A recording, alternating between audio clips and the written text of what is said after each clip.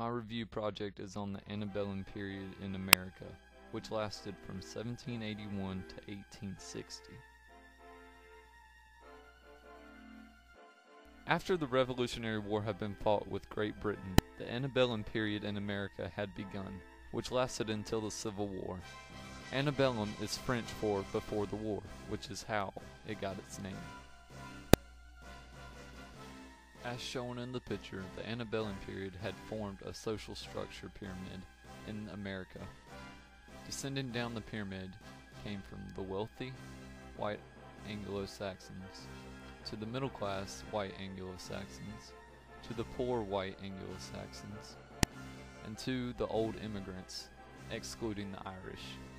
Below that is a line of whiteness, which includes Irish, new immigrants, Latinos, Native Americans, and then finally African Americans. This picture portrays an African American family in the late antebellum period. Unfortunately, African Americans were forced by their southern plantation owners to pick cotton for a living. The idea of slavery in the South would become a crucial stead point for the South's defense against the North in the Civil War.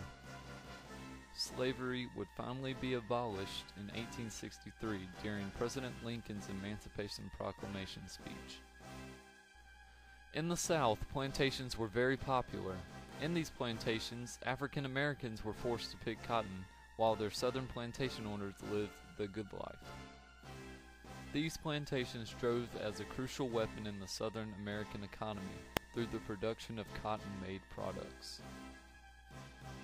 Another group of Southerners in the antebellum period consisted of yeoman farmers, which were small farmers. They were seen as ignorant and slothy or lazy. They also represented the life of a poor man, which were typically ignored in the antebellum South. They weren't quite on the wealth level of African Americans, but they were close. The industrialization boom in America began in the late 18th century. The boom consisted of manufacturing plants, which created products for the American public.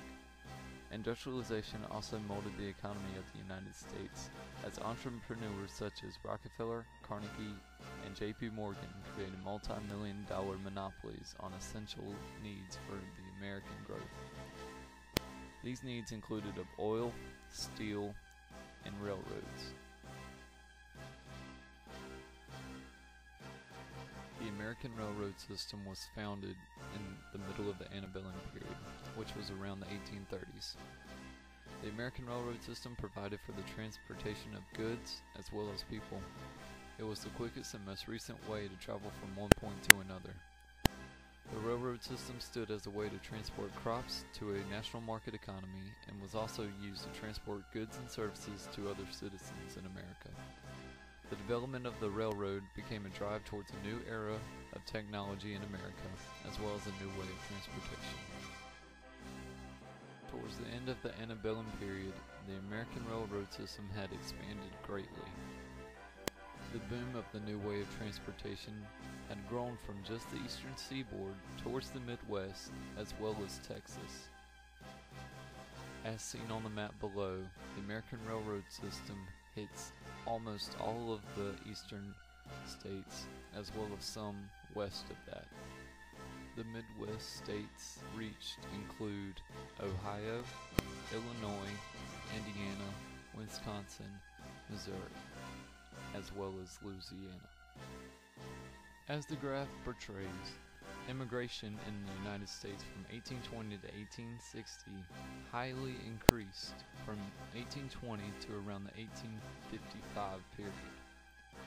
In 1820, about 10,000 immigrants were transferred over to the United States, and in 1855 or 1854, over 400,000 were transferred to the United States, which shows the great increase in immigration.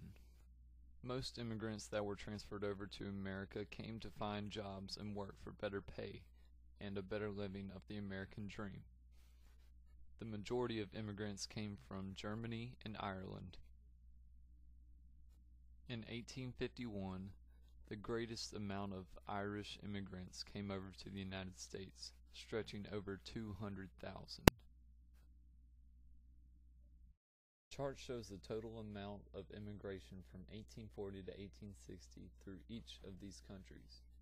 From Poland, 5,000 immigrants. Italy, 15,000.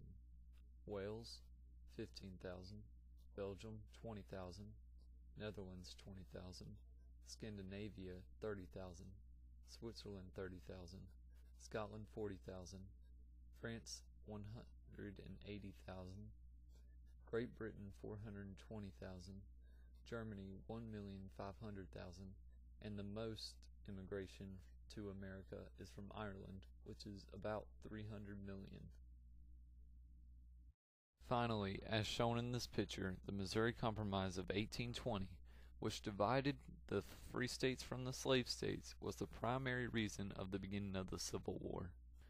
Although it was nearly 40 years away, the compromise divided the country in half, where the South supported the idea of slavery and the North did not. It came to the nullification crisis in 1832 to where South Carolina would secede from the Union. Closely following, the rest of the antebellum South succeeded to create the Confederate States of America, where the Civil War would soon be fought for the abolishment of slavery in the states.